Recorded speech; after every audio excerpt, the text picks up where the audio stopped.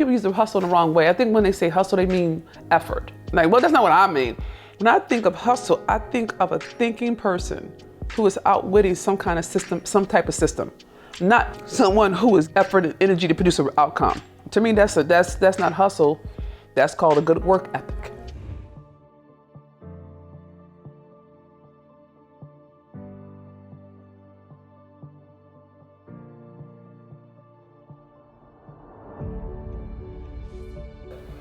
In terms of the streets is all strategy. And if you don't learn how to strategize, you won't survive the streets. That's what makes the streets. And you have to be smart enough to read circumstances, but relatable enough so that people befriend you in order for you to navigate it.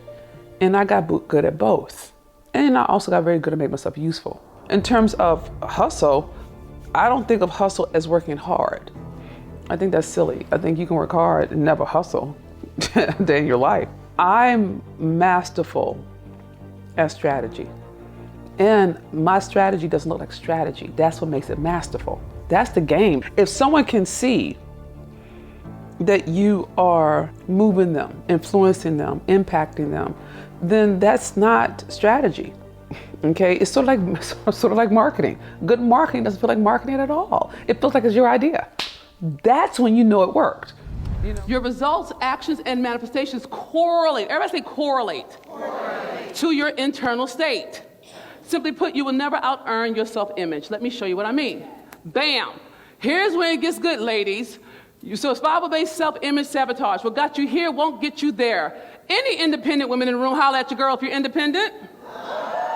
Okay, perfection. Well, your survival strategy is to do it yourself. Is that fair to say? Okay, great. The problem is because you do it yourself, you burn out. You're tired all the time. And the thing is, here's the challenge. Even if you got people who support you, they can't do it as good as you. So you would actually pay somebody to do it for you, then come behind them, redo it, and don't tell them because you's independent. Now the problem, am I lying? I'm just checking because I don't know how y'all do in LA, but everywhere else, this is what we do, all right? Now the problem with that is you can't delegate. So you can't scale. Can you see that? Like if you have to play all the positions, you can't become a millionaire. You can get to maybe $250,000, maybe half before you are so burnt out, it's just painful, okay? Where are my nice women at? Oh, please put your hand up for the love of God and all things holy. Let me see you. I'm gonna tell you, don't be scared, be proud. Yes, Linda, you look nice woman, you. Let me tell you about nice women, okay? Nice women, y'all never say no. Never, then you know that's fine, but there are some who do. But and then what ends up happening, you feel like you're a doormat. Right. Does it make any sense? But this is the thing that pisses me off about like nice women. Let me tell y'all about how y'all do, okay?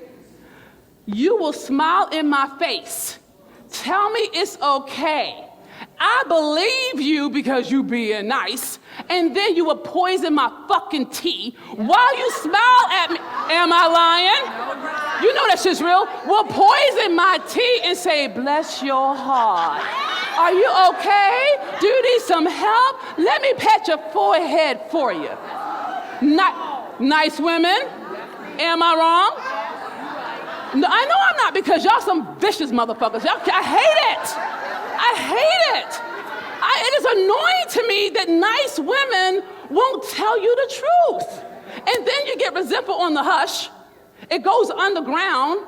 And now I'm dying. And I don't even know why. Nice women. Okay. Any go-getters in the room?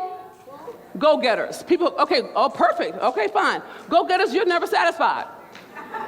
It doesn't matter. You're never satisfied. Nothing is good enough for you. Look, you could have climbed Mount Everest, and now you're ready to go do the Olympics. And it was only 5 minutes ago. Like everything is always next, future tense. So you don't even bask in the thing you won at. And so because you're never satisfied, no one can win with you. Nobody can. You can't, no one can satisfy you. Everybody feels like they can never meet your expectation. It's so high, it's unrealistic. It's one of the reasons why you can't keep a man. Y'all keep getting shocked by this. I don't understand how that's a problem. Y'all know it's true. Y'all keep thinking he's supposed to be perfect. He's supposed to be your pictures, and the moment he don't fit the picture, he's all kinds of wrong. I mean, and then you tell him. Never mind that it was your standard. He didn't agree to your standard. He agreed to love you. But you didn't hear the love because it didn't come in the package that you thought it should come in. And so when he tips out, you're like, well, he's a dog nigga. No, bitch, he's not a dog nigga. You ran him away. But you don't want to say that. And I'm not saying it wrong. Am I lying? If I'm wrong, I'm so willing. And I'm not fucking dudes. So you don't have to worry about no competition from me. I'm not doing it. But I'm telling you what I know, because you keep thinking that somebody's gonna make it with you. You can't even make it with you. Your shit is so high. Literally, it's like if you did 100 things right, 99 things right, the one thing, you're gonna focus on that one thing you didn't do perfect, and it will trash everything else. Make sense? I didn't go to school for education. I went to school because I could eat. It was functional. My choices have always been survival based. I didn't go to school to because I was aspirational. I went to school because I was hungry. Right? And I'm figuring that if I just make good grades and be quiet, they're gonna feed me and give me a place to stay. This is a good deal. So I got very good at following directions. I joined the military. I wasn't good at it, but it got me cleaned up. It got me some structure. You know what I'm saying? It helped me. But school is an easy hustle. It just means you toe the line. And that way I could eat, I could sleep, and all I had to do was make good grades, and I did. So the principle is the same, whether it's street or Stanford or seven figures. It all comes back down to strategy. And until you understand strategy, you'll always be a slave. The good news is I went to school and I broke a generational curse of education. So that's the positive side of it. The practical side is it became a safe haven to keep me out of some bullshit. And to keep me off the streets and keep me from participating in things that didn't serve me. I was proud when she graduated from Stanford University. I mean, like, that was a mind blower for me. I was just proud of it. From the humble background she came from and all this here and stuff like that. Nobody in our family, really got higher education and stuff like that. I went through school because one, the degrees were cool to get. All right, I liked the challenge, blah, blah, blah. But also it gave me a level of notoriety. And no one in my family had ever graduated from high school.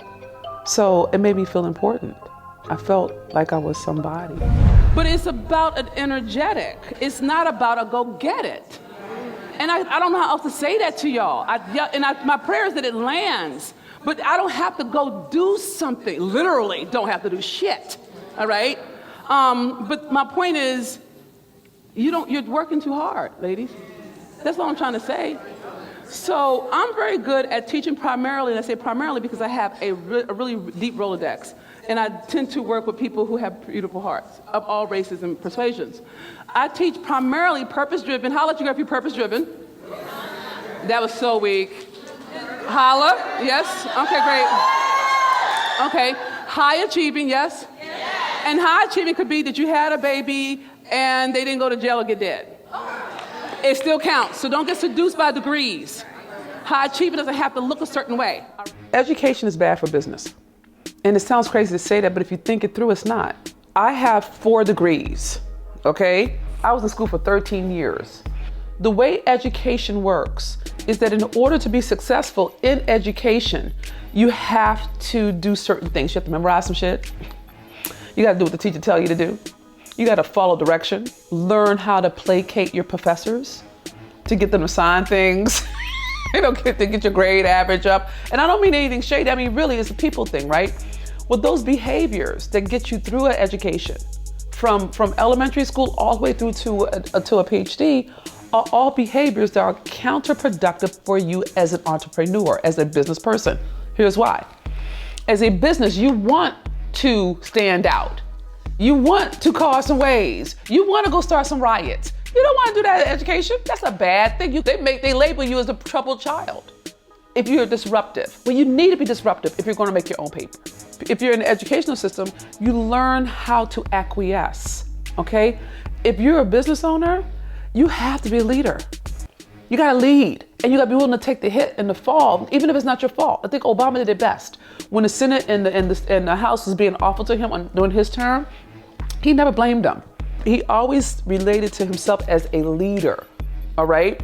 That's leadership. But when you're acquiescing, you don't have a voice. And when you are in education, you learn how to follow, you learn how to expect to be fed.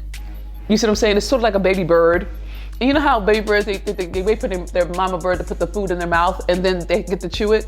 And that's what kind of how education is. If you wait around enough and do just enough, you'll get some kind of reward. It could be a grade, it could be an internship, it could be a recommendation, or it could be just coming to class and get a good grade because you showed up. Attendance was enough. When you're an entrepreneur, you eat what you fucking kill. All right? You are on the hunt. You are a savage. You're going for it. And that's the nature of business. Business requires you to be hungry, not complacent. So the things that got you through school won't make you successful in business. Trust me, I tried. It sucked. I failed for my first 2 years. Being complacent, being a good girl, following the rules, acquiescing, being nice. Nice women don't make history, and nice women don't make money. All right. So you got to get to the place where you're willing to be disruptive, to be a leader, to make waves, to really cause a riot by being your full self out loud. No shame and no apology. When you can do that, you can have your own market. And that's what I've done.